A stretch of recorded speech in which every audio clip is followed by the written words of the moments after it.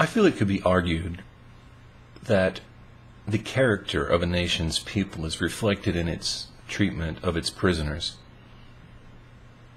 Now, here in the U.S., we have kind of a sketchy, hit-and-miss kind of history with this, but one that seems better than many places historically.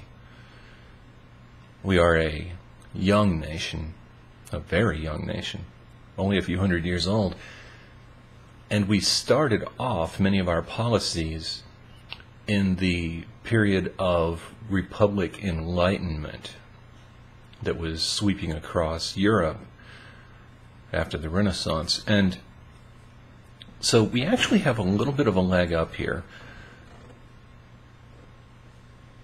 We seem to be regressing in some areas, like our little black ops prisons in Guantanamo Bay and other shameful things that need to be addressed. But when it comes to our handling of prisoners who are citizens of the U.S., there are at least some prisons that have special areas where essentially there are populations of people who would be dead in the other parts of the prison. And in some of these situations, you've got gender variant individuals. So I think that although there's always room for progress to be undertaken, we are working at it. Now there's a problem with this in that which we don't have to see and interact with and deal with on a routine basis, we tend to not really focus on very intently. We don't really, when I say we, I mean we, the middle class population, the taxpayers and the voters. We don't really think about prison populations all that often. We're kind of obsessed with our own comfort and that sort of thing. And that's a bit of a shame, although that is kind of how humans are wired. We put people away so that we don't have to think about them. I mean, look at historically how people are othered. If you go to war with people, you call them something dehumanizing. You call them sheetheads, gooks, things like that. Anything other than men and women of another nation. If you want to deprive individuals of the right to marry and have hospitalization, visitation privileges, and things like that, you just write them off as queers and not human beings and people. Well, there's not much further in terms of dehumanization than putting people away in prison where they are utterly forgotten, and upon their return to society, you take away their right to vote.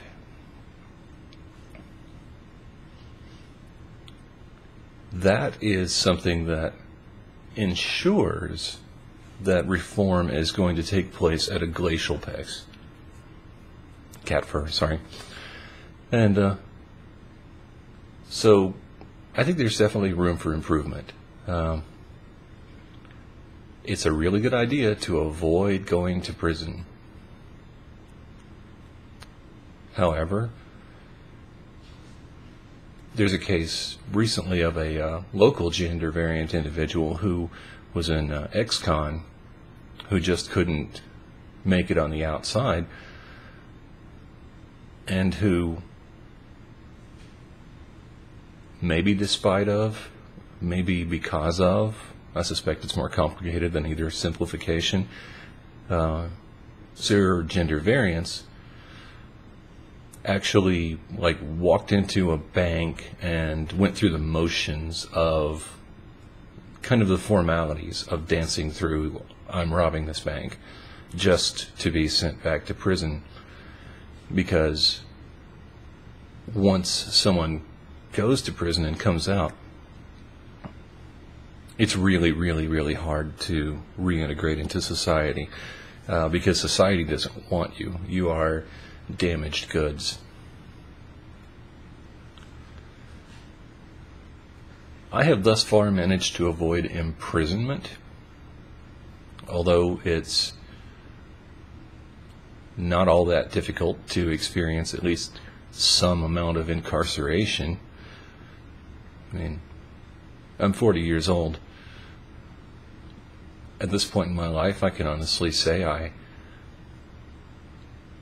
have had encounters with the law that are far enough back in my past that I don't sweat them. But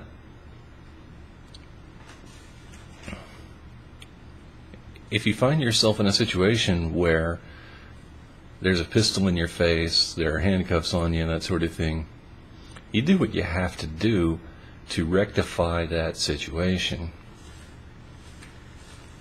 because you don't want to be inside. And I think that applies to most of us. So stay outside, because yes,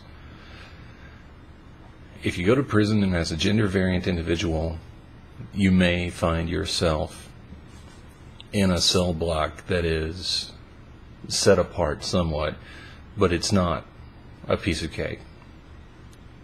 You are just a different classification of forgotten former human. Those are my thoughts on it, kind of in a general sense. Like I say, I avoid stepping foot inside a prison facility as much as I can. There be dragons there. So, a bit of a heavy topic this week, but it's one that's really prompted a lot of thought.